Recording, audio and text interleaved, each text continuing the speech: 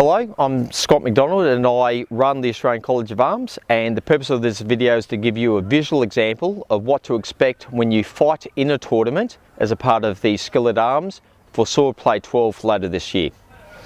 First thing I'll draw your attention to is you're around myself, you'll see a list area.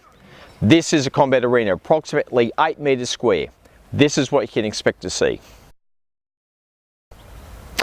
Second thing I need to look at is safety gear, which is probably the single most important aspect to ensure your safety at the Skill at Arms.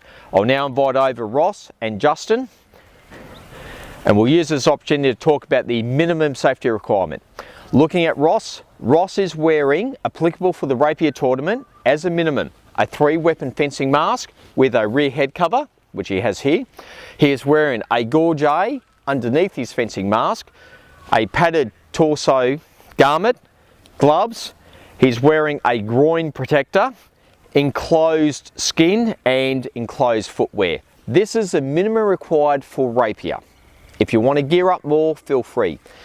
Looking at Justin now. Justin is now equipped for the sword and longsword tournament, or for rapierists, hope I said that right, that are going to face this opponent. What Justin is wearing is additional protection over his doublet because he's chosen to do so.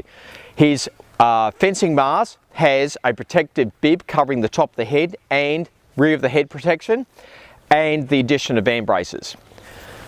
Rapier tournament, this is the minimum standard. Longsword and sword, this is the minimum standard, with or without any additional protection you choose to wear. What I'll now go on to is weaponry. With weaponry, there are 3 broad types of weaponry. The first one is the rapier. This is a rapier. Forte of under 30 mil and a blade length of over 36 inches.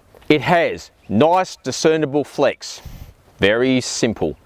Button point, a rounded edge, free of nicks and rust, no sharp projections, and a comfortable heft that allows me to be able to control the weapon with a great deal of competence.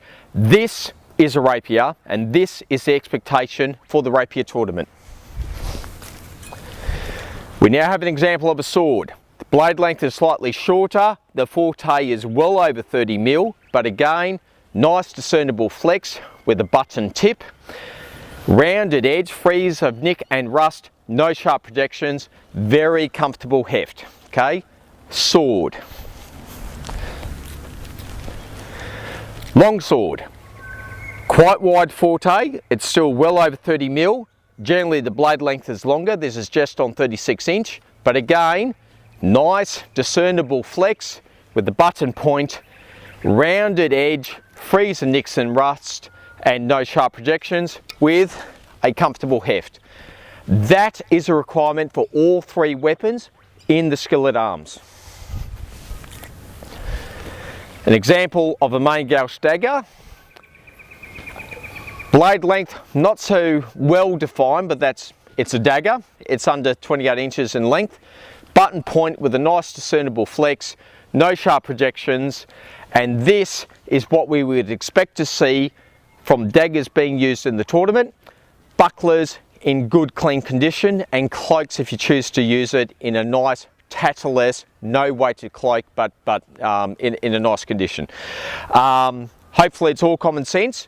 We will have some examples of weaponry available for those whose weapon don't quite pass muster from the weapon marshal, but if your safety gear is to the standard you saw previously and your weaponry is to the standard, you shouldn't go wrong.